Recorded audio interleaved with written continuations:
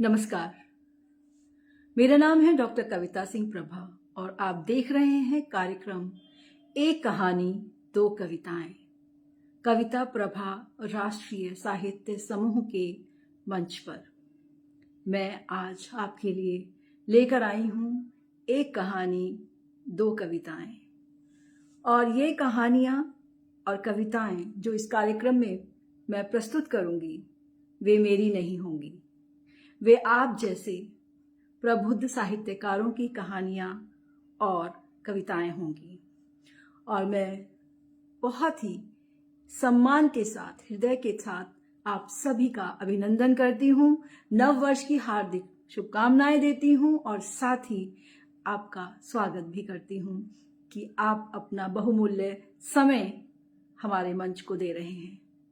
और जैसा कि नाम से ही पता है, इस कार्यक्रम में आपको एक कहानी और दो कविताएं सुनाई जाएंगी और वे आप जैसे प्रबुद्ध रचनाकारों की होंगी। और आज जो प्रबुद्ध साहित्यकार जिनकी कहानी और कविताएं मैं लेकर आई हूं, मैं अपने आप पर गर्व महसूस कर रही हूं और अपने आप को सौभाग्यशाली महसूस कर रही हूं कि इतने महान साहित्यकार की कहानी और कविताएं आप सबके समक्ष पढ़ने का मुझे अवसर प्राप्त हो रहा है। आप सभी जानते हैं, पोस्टर में आप पढ़ चुके होंगे और मैं बहुत बहुत स्वागत करती हूँ। वे मंच के समक्ष सामने उपस्थित भी हैं। मैं उनका तहे दिल से शुक्रिया अदा करती हूँ कि उन्होंने मुझ पर विश्वास दिखाया और अपनी रचनाएं मेरे साथ साझा की कि मैं उन्हें सुना सकूं, आप तक पहुंचा सकूं। वे हैं हमारे परम आदरणीय डॉक्टर अमरेंद्र कुमार वर्मा जी। जी हाँ, ऐसे प्रबुद्ध जन से हमें आशीर्वाद प्राप्त होता रहे, हमें कुछ सीखने को मिले, इससे ज्यादा और हम नव वर्ष में क्या कामना कर सकते हैं। मां शारदे को नमन करती हूँ, मंच को नमन करती हूँ, उपस्थित सभी प्रबुद्ध जन को नमन करती हूँ। मैं देख रही हूँ, मुझे कमेंट नहीं आ पाएंगे, थोड़ी देर से आते हैं, लेकिन मैं देख रही हूँ आदरणीय डॉक्टर अमरेंद्र वर्मा जी, दादा आपका बहुत बहुत स्वागत करती हूँ। और गुरुदेव रमेश रमन दादा, गुरुदेव आपका भी बहुत स्वागत। लोकनाथ रथ जी, सत्य प्रकाश जी, मृत्युंजय जी, सुभाष सिंह जी, उमंग सरीन जी, सब मुझे दिखाई दे रहे हैं। नाम वॉचिंग आ रहा है। आदरणीय ब्रह्मदेव शर्मा जी की उपस्थिति है, ज्योत्सना सिंह जी की उपस्थिति है, निकलेश खरे जी की उपस्थिति है, सत्य प्रकाश सिंह आदरणीय, आप सभी का तहे दिल से स्वागत करती हूँ। आभार प्रकट करती हूँ कि आप मुझे आशीर्वाद देने यहाँ उपस्थित हैं। तो आज जिस प्रबुद्ध साहित्यकार की रचनाएं हम सुनेंगे, उनका नाम है परम आदरणीय डॉक्टर अमरेंद्र कुमार वर्मा जी। उन्होंने BVSc एंड AH ऑनर्स किया है। सेवानिवृत्त संयुक्त निदेशक पशुपालन निदेशालय उत्तर प्रदेश से वो सेवानिवृत्त हुए हैं और उनकी प्रकाशित कुल काव्य पुस्तकें हैं 45, जिसमें उनके एकल काव्य संग्रह हैं 11 और साझा काव्य संग्रह हैं 34। तो इतने प्रबुद्ध साहित्यकार की आज कविता और कहानी पढ़ने का मुझे अवसर प्राप्त हो रहा है। मैं देख रही हूँ आदरणीय कन्हैया लाल भ्रमर जी की उपस्थिति हो गई है, डॉक्टर पूजा भारद्वाज जी उपस्थित हैं, आपका अभिनंदन, स्वागत। और सुनिएगा, और मैं आप सबसे कहना चाहूंगी कि आप अपनी कहानी और कविताएं मेरे साथ शेयर कीजिए, मैं जरूर उन्हें सुनाना अपना सौभाग्य समझूंगी। तो शुरू करती हूँ मां शारदे के नमन के साथ, क्योंकि इतनी सुंदर कविता और कहानी कि मैं खुद भी चाहती हूँ कि मैं उसे आपके समक्ष रखूं।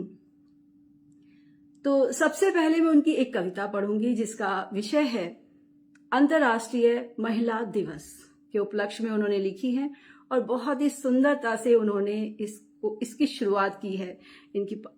और मैं देख रही हूँ गीता चौबे गूंज जी जुड़ गई हैं बेंगलोर से, मैं उनका स्वागत करती हूँ। आदरणीय जीत सिंह चौहान जी और आदरणीय पारस जैन जी, मैं आपका स्वागत करती हूँ।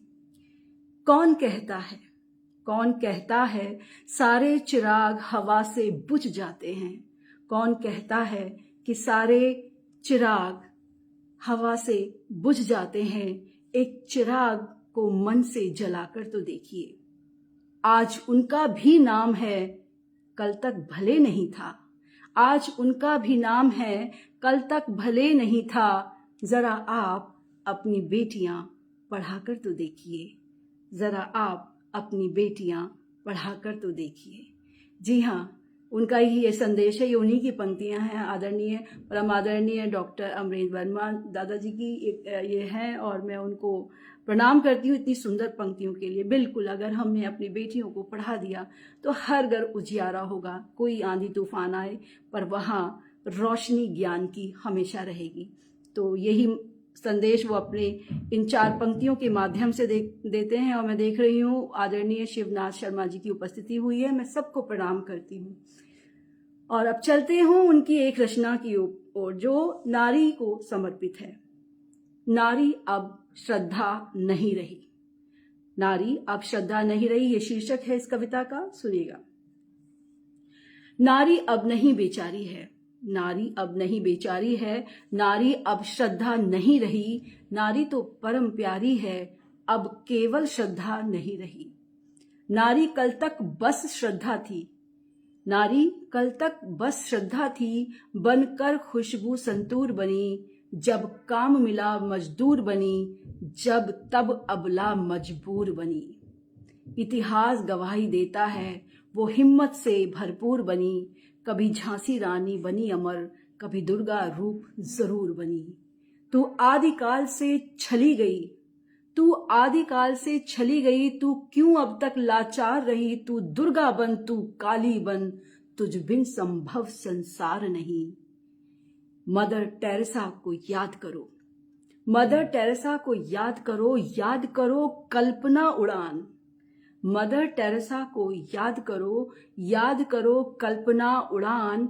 तू सीता बन, सावित्री बन, तू सोच बनूं कैसे महान, तू सोच बनूं कैसे महान। धरती माँ जैसी माँ है तू, धरती माँ जैसी माँ है तू, जग जीवन है उपकार तेरा। आधा अर्धांग कहे कोई, आधा अर्धांग कहे कोई, पर है पूरा संसार तेरा, पर है पूरा संसार तेरा।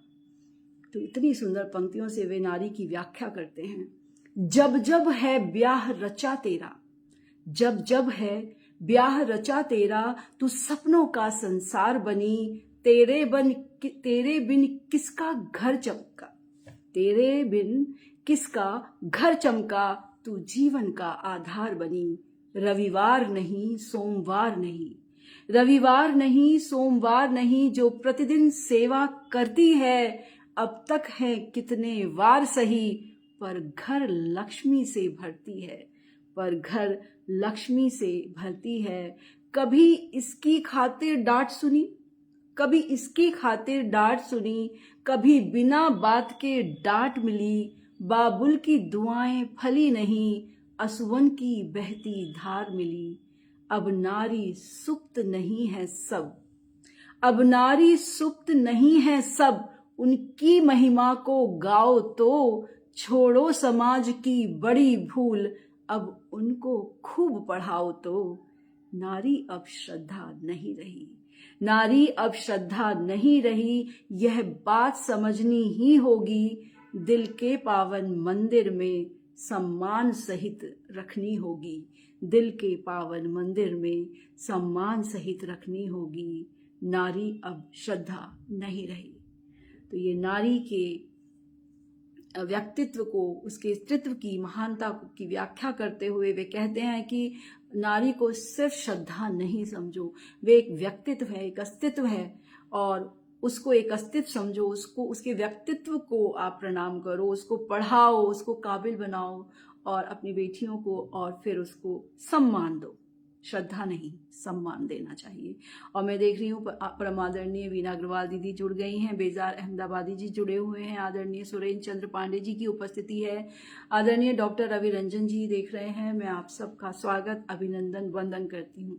तो एक बड़ी सशक्त रचना आपने अभी सुनी परम आदरणीय डॉक्टर अमरेंद्र वर्मा जी की। चलिए अब आपको ले चलती हूँ उनकी एक बहुत ही मार्मिक कहानी की ओर, जो सोचने पर मजबूर कर देगी, जिसमें एक किसान की जीवन की पूरी व्यथा, कथा, गाथा सब कुछ समावेश उसमें आपको मिलेगा। और इस कहानी का नाम है एक था किसान। चलिए और ध्यान से सुनिएगा, बहुत सुंदर ये कहानी है। विमल ग्रोमर जी आदरणीय, आपका स्वागत करती हूँ। आदरणीय मधु शर्मा जी, आपका बहुत बहुत स्वागत। सुरेश तनवर जी, बहुत बहुत स्वागत करती हूँ। थक हार कर जो अपना तन कुर्बान कर वतन के हर भूखे के लिए अन्न की फिक्र करे, वैसे तो उसे किसान कहा जाता है। लेकिन मैकू की कहानी प्रेमचंद के किरदारों से हटकर है। उसे सेठ साहूकारों से ज्यादा डर है अपने गांव के, घर के, समाज के लोगों का। आधुनिक सरकारें तो सिर्फ 3 नियम बांध सकती हैं, ये बोना है, ये नहीं बोना है। पर अपने तो अपने होते हैं, और वे कोई कदम उठाएं तो कोई कुछ भी कर सकते हैं। और कोई क्या कर सकता है भला उनके आगे? कल की बात है, मैकू ने कहा, अरे कजरी, जो बीज के गेहूं रखे थे छिपा के, कहाँ रख दिए तूने? नहीं मिल रहे हैं।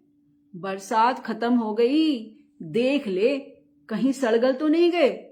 तूने देखे हैं क्या? कजरी ने तपाक से बात बदलते हुए कहा, अरे धान तो तैयार होने में कितने दिन हैं अभी। कल मदीना के पोते को डेंगू निकल गया। 4 दिन पहले मनोहर खुद लुढ़क गया। पता है क्यों? 3000 की दवा के चक्कर में। चलो फटाफट काम तमाम हो गया, बढ़िया हुआ, 3000 बच गए। जो बचे हैं वही बचे रहें, धान की फसल होने तक भूखे पेट तो नहीं मरेंगे। बात गेहूं के बीज की हो रही थी, ये पेट की बात बीच में कहां से आ गई? मैकू ने कहा। अरे बप्पा, नाराज मत होना। कलुआ मोहन की दवाई के लिए आधे बेचने पड़े और आधे आधे पेट में गए। चावल थे नहीं, पीस डाले और उस चक्की से जो पीसे ना, वो इस पेट की चक्की में चले गए। ये बढ़िया किया तूने। अब कल जब बीज लेने मुझे जनार्दन के घर जाना पड़ेगा तो जितने बीज देगा उससे दोगुनी गाली सुनाएगा। खैर हिम्मत बांधूंगा, जाऊंगा। गए तो अब वो पहुंचे जनार्दन के पास, और जैसे ही वहां पहुंचे उसने कह दिया, अब की गर्मी में मूली बोई थी, केवल मूली 10 रुपए की 2 के भाव बिकी। इस बार मुनाफा बहुत हुआ। अब तू भी ना अपने पुराने बाप दादा के ढर्रे का छोड़कर कुछ नया सोच, नया बोना सीख। मगर खाएंगे क्या? मैकू ने कहा। अरे जसविंदर को देख, कब घर का खाता है, इधर बेचा उधर बैंक में गया। अरे ब्याज में खाता है, ब्याज में। लेकिन उसकी तो जमीन कितनी है और मेरी कितनी? मैकू हिचकिचाता बोला, अरे घोंचू, एक अनपढ़ को समझाना एक बहरे को बाजार भेजने के बराबर है। कितना समझाया, बहुत समझाया। बात जम गई, समय बीतता गया, जैसे तैसे गुजर बसर होती रही। बेटा थोड़ा बड़ा हुआ, बेटे को समझाया, बेटा आओ अब नई खेती करते हैं, बिल्कुल नई, जनार्दन की तरह। लेकिन मोहन की जिद थी, मोहन यानी मैकू का बेटा। लेकिन मोहन की जिद थी, पढ़ाई पढ़ूंगा, बहुत पढ़ूंगा, खेती तो कतई नहीं छूऊंगा। बेटा जिद ना करो, मत पढ़ो, 2 निवाले घर के बेहतर हैं। लेकिन एक जिद से दूसरी जिद हारनी ही थी और हार गई। खेत बेचकर शिक्षा के लिए आंसू पीकर शहर भेज दिया, जहां सूट बूट के माहौल से सारा खर्चा बढ़ गया, घर का बजट बिगड़ गया, पलायन उल्टे कर गया परदेश और भूल गया सब कुछ। उधर मैकू रोजमर्रा की व्यथा से आहत होता रहता, कभी यह परेशानी, कभी वह परेशानी। मैं देख रही हूँ आदरणीय मंजू कौशिक जी, प्रकाश मित्रवत जी, आदरणीय आरएन सिंह जी की उपस्थिति है। तो एक किसान की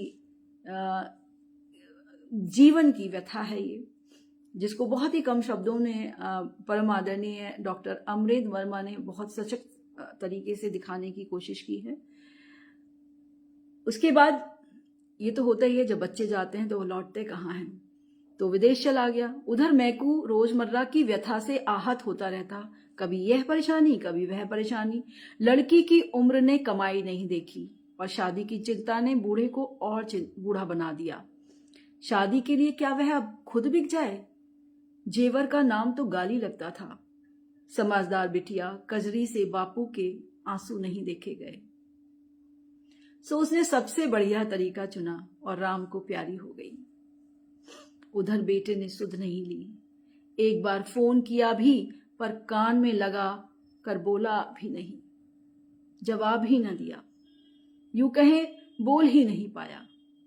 विदेश चला गया, सब कुछ सीखा, धन दौलत से बैंक भरे पड़े होंगे, पर जो पढ़ाई माँ बाप को समाज को ना पढ़ सके, उस अंधी डिग्री की पढ़ाई का क्या फायदा, किस काम की? खैर हवा की मर्जी है, जैसा मन करे जिधर जाना चाहे चले।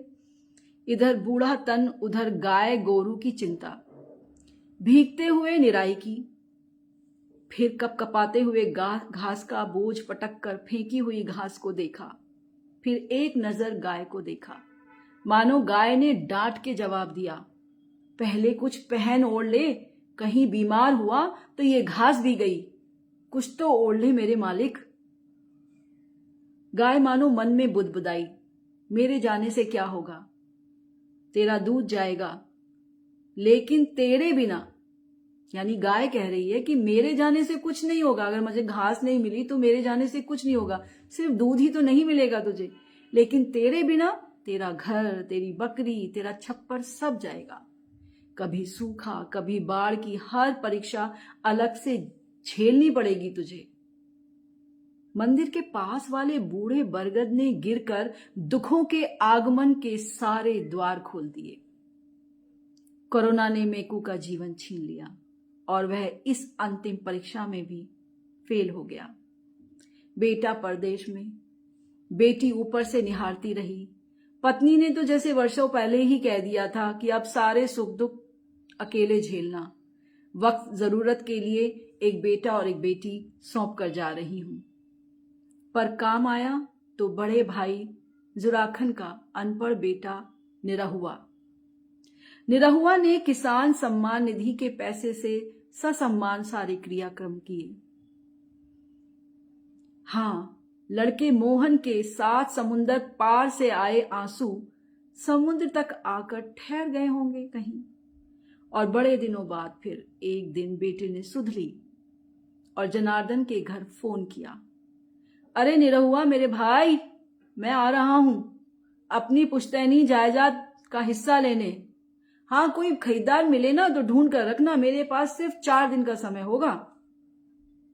निरहुआ के कुछ शब्द जो उसके मन से नहीं निकल पाए थे, अंदर ही अंदर उसको झकझोर गए, और जैसे वो कहना चाहता था कि भैया, बप्पा के मरने पर तो आ नहीं पाए, अब इस छोटे से काम के लिए समय बर्बाद मत करना भाई, मैं तुम्हारे हिस्से की घर द्वार बेचकर तुम्हारे पैसे तुम्हारे अकाउंट में भेज दूंगा। निरहुआ की आंखें छलक उठी, उसके आंसू रुक भी नहीं पाए थे कि मोहन का फोन एक बार फिर आ गया। बोला, अरे भाई, मैं नहीं आ पाऊंगा, मैं ऐसा करो, मैं सब कुछ जो भी है ना वो तुम रख लो, सब कुछ तुम्हें दे रहा हूं। निरहुआ ने पल भर में मिली जमीन जगह पंचायत को दान कर दी। गांव वालों ने चंदा बटोरा, मेकू की याद में एक पंचायती बरामदा बनवाया। मेकू का बरामदा मशहूर हो गया, और मशहूर हो गया बरामदे की दीवार पर स्वागतम के नीचे लिखा यह संदेश, मेकू किसान की कहानी हिंदुस्तान के किसान की कहानी ना बन जाए। तो ये थी एक किसान की कहानी। तो इस कहानी में उन्होंने एक गरीब किसान की क्या स्थिति होती है, क्या व्यथा है, बेचकर, अपनी जमीन जायदाद बेचकर, खेत बेचकर वो बच्चे को पढ़ाता है, और वही बच्चे जो शहर जाते हैं कभी लौट कर नहीं आते। आदरणीय, मैं देख रही हूँ पुष्मावती जी मॉरिशस से जुड़ी हैं, उनका स्वागत करती हूँ। फूलचंद रजक जी जुड़े हैं, प्रिय संगीता चौबे जी जुड़ी हुई है। मैं आप सबका स्वागत अभिनंदन करती हूँ। तो ये सचमुच सच्ची कहानी है, क्योंकि यही होता है, जो रियलिटी है वो यही है। बहुत ही मार्मिक और सुंदर कहानी के लिए मैं उन साधुवाद देती हूँ सर को, और फिर चलती हूँ बहुत जल्दी से उनकी दूसरी कविता की ओर।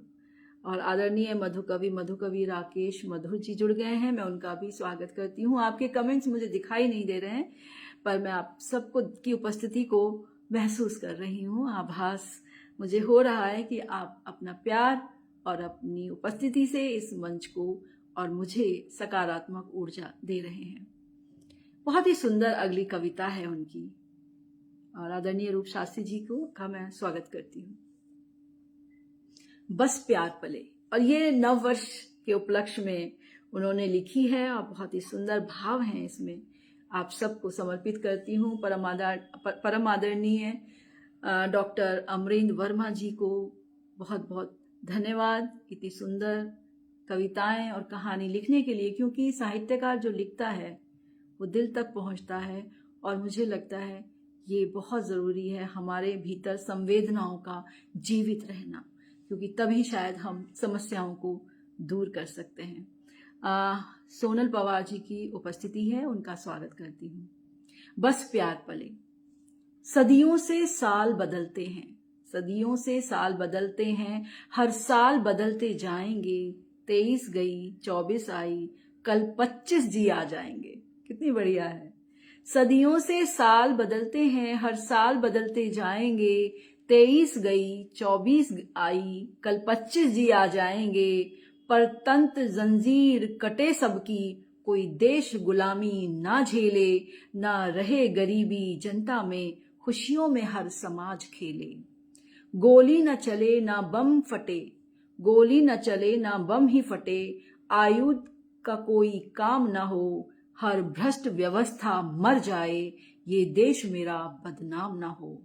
ना लहू बहे बह व्यथा कहे, ना लहू बहे बह व्यथा कहे। ना धरती पर आतंक रहे, खुश व्योम रहे चिड़िया चहके। खुश व्योम रहे चिड़िया चहके, खुद प्रकृति प्रदूषण रहित रहे। कोई यंत्र नहीं षड्यंत्र करे, कोई यंत्र नहीं षड्यंत्र करे। विज्ञान सदा सोपान चढ़े, तकनीक रहे खुशहाली हो, तकनीक रहे खुशहाली हो। कर्तव्य बोध संस्कृति बढ़े, भाई से भाई बात करें। देखिए कितना प्यारा ये संदेश है। आदरणीय सविता सुमन जी का स्वागत है। भाई से भाई बात करे, मानव का मानव साथी हो। धड़कन न बिके मानवता की, ना एक कोई आघाती हो। स्नेह प्रेम की बारिश हो, स्नेह प्रेम की बारिश हो। हर प्रचलित द्वेष सुधार चले। नववर्ष निवेदन स्वीकारे, नववर्ष निवेदन स्वीकारे। प्यार पले बस प्यार पले, प्यार पले बस प्यार पले। तो इससे सुंदर क्या संदेश हो सकता है नववर्ष के लिए। बिल्कुल, सदियों से साल बदलते हैं, हर साल बदलते जाएंगे। 23 गई 24 गई, कल 25 जी आ जाएंगे। तो बहुत सुंदर ये उनकी दूसरी कविता।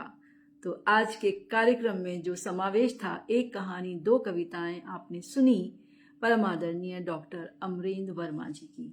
उनकी सुंदर कहानी और उनकी सुंदर कविताएं आपके समक्ष मैंने रखी, उनका आशीर्वाद मिला, उन्होंने अपनी कहानियां मेरे साथ शेयर की। इसके लिए मैं तहे दिल से उनका धन्यवाद करती हूँ, आभारी हूँ मैं उनकी। मैं देख रही हूँ आदरणीय कुमार पंकजेश जी जुड़ गए हैं, आदरणीय ताराचंद तन्हा जी जुड़े हैं। मैं सबकी उपस्थिति को नमन करते हुए उनका अभिनंदन करती हूँ, स्वागत करती हूँ, धन्यवाद करती हूँ, क्योंकि आपकी उपस्थिति से ही कार्यक्रम की सफलता होती है। यदि आप चाहते हैं कि मैं आपकी कहानी, एक कहानी और दो कविताएं इस कार्यक्रम में पढ़ूं, तो कृपया शेयर कीजिएगा। आपका स्वागत है। और परम आदरणीय डॉक्टर अमरेंद्र वर्मा जी, आपको मैं धन्यवाद देती हूँ, साधुवाद देती हूँ इतनी सुंदर कहानी लिखने के लिए। सचमुच एक किसान की कथा जो है वो बहुत ही मार्मिक है और मुझे लगता है कि हमारे देश के 80% जो किसान हैं उनकी कहानी, उनका जीवन इस कहानी से बिल्कुल मिलता जुलता है। तो इसी के साथ मैं अब आपसे आज्ञा लेती हूँ और फिर मिलूंगी अगले मंगलवार को किसी महान साहित्यकार की एक कहानी, 2 कविताओं के साथ। तब तक के लिए आप सभी स्वस्थ रहें, खुश रहें, मस्त रहें और मुस्कुराते रहें। जय हिंद, जय भारत। धन्यवाद। शुभ रात्रि।